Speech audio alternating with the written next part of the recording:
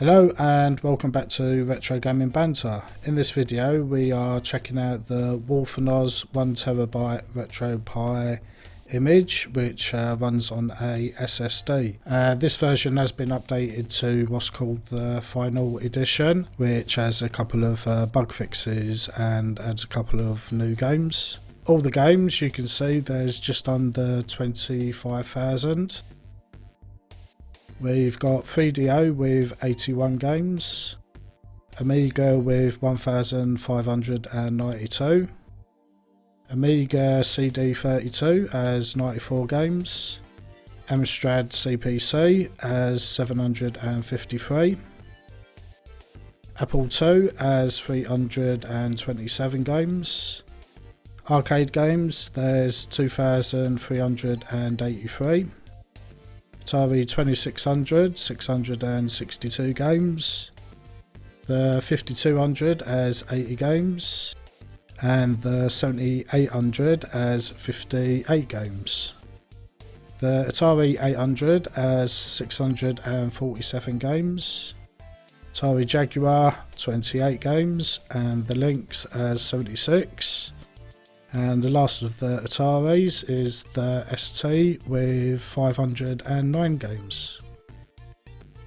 The Atomic Wave has 23 games. We'll just have a quick look at those. So you've got things such as Dolphin Blue, Guilty Gears, Tan, Metal Slug, you've got Sega Bass Fishing and so on.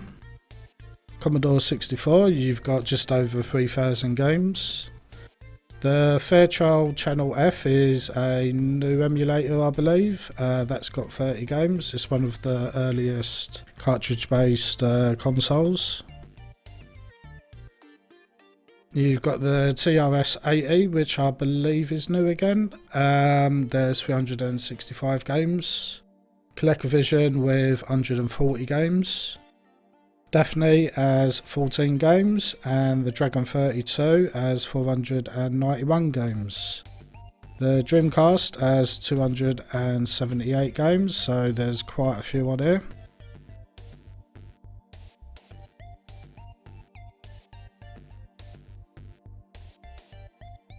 The Famicom has 386, and the disc system for it has 91 games. Game & Watch has 52 games available. Sega Game Gear has 332 games, along with the Axe for some of those games. Game Boy has 861 games, along with some Axe. Game Boy Advanced has just over 1,000 games, and there's also some Axe for that. Game Boy Color has 535 games. Mattel Intellivision has 137 games. You can find Cody on here, of course. Sega Mark III has 58 games, and the Master System with 343. The Genesis has just over 900 games, along with the hacks for those, and the Mega Drive 194 games. MSX has 439 games, and MSX2 with 83. Nintendo 64 has 303 games. Naomi Arcade has 125 games. Nintendo DS has 252 games, so again there's quite a few on here that you can play.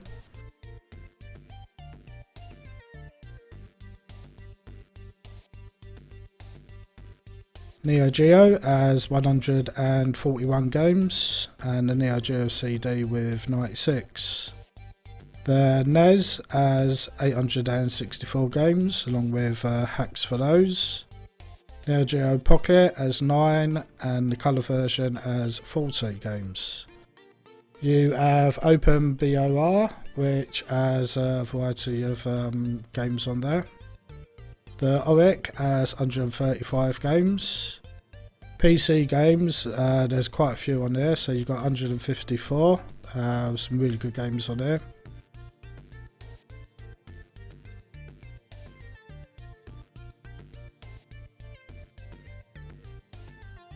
PC Engine has 285 games, and the CD-ROM for it has 70.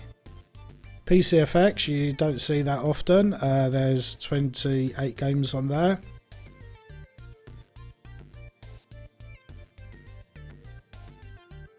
You've got the Pixel desktop and some game ports, so there's 13 available. So on here you've got Doom, Quake, Steam Link and Wolfenstein. You've got the power options, of course. The PSP has 126 games available.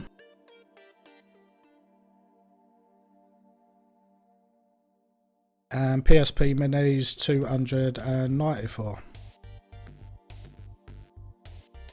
Sony PlayStation with 612 games, which I think is probably the largest you're going to see. So there's, more than enough to play on here. You've got the Satellaview for the Super Nintendo. So there's a few games on here. 41. Sega Saturn with 90 games. Most of these are like perfectly playable now. Scum VM, there's 95 games available. 32X, you got 33 games available. And the Sega CD 171, which is, I think, probably all the games.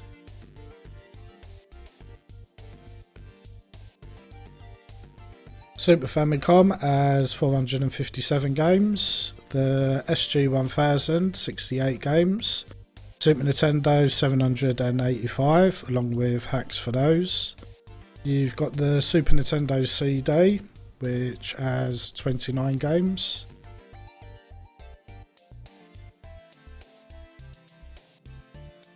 You've got the Sufami add-on, which has 15 games available. You've got Steam Link. The Super Graphics has 5 games available. The TurboGrafx CD has 47 games. And the TurboGrafx 16 has 94 games. You've got the Vectrix, which has 23 games available. The Video Pack with 131 games. Virtual Boy has 23 games. The Wonder Swan 109 and the colour version 88. The Sharp X7 has 429 games. The Sharp X68000 has 99 games. You got Z Machine with 39 games, so that's all your text adventures on there. And we finish off with the ZX Spectrum, which has 372 games.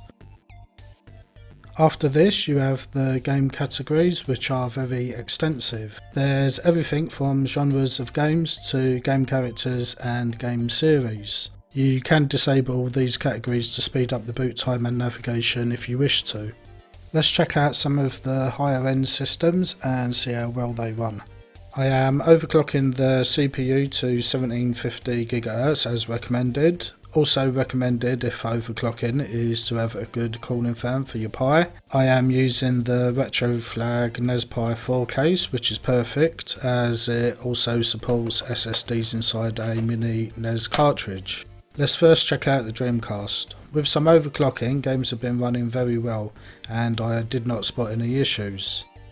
It is using the Redream emulator, which is already set up for Xbox 360 compatible controllers, so you won't need a keyboard to set it up if you are using one of these.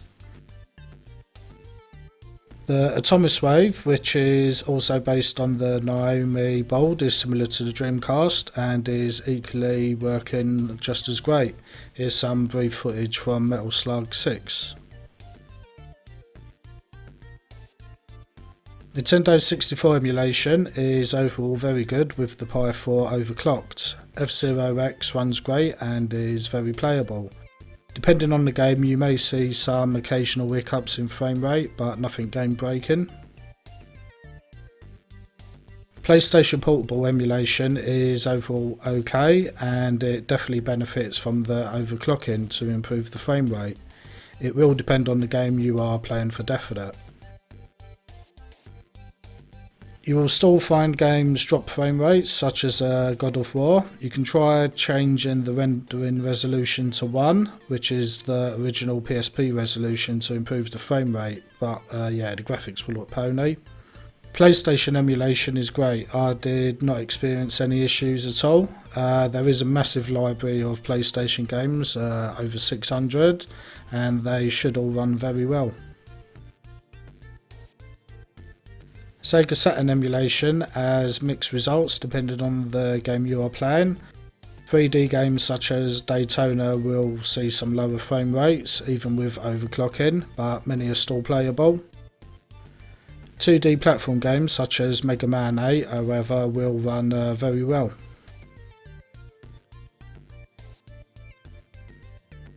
That wraps up our overview of the Wolfanoz 1TB RetroPie SSD Image. It is a very well built image that, for me at least, has had no issues at all. There is a small update to the original image which is optional and fixes some minor issues, but nothing you would really notice. The number of games and supported systems is amazing. It's good to see 8-bit computers such as the Amstrad Commodore Spectrum. Don't forget you will need a keyboard for some of these games. We hope you have enjoyed our overview video. If you did, don't forget to hit that like button and subscribe if you have not already. And don't forget to follow us on Instagram, Facebook and Twitter.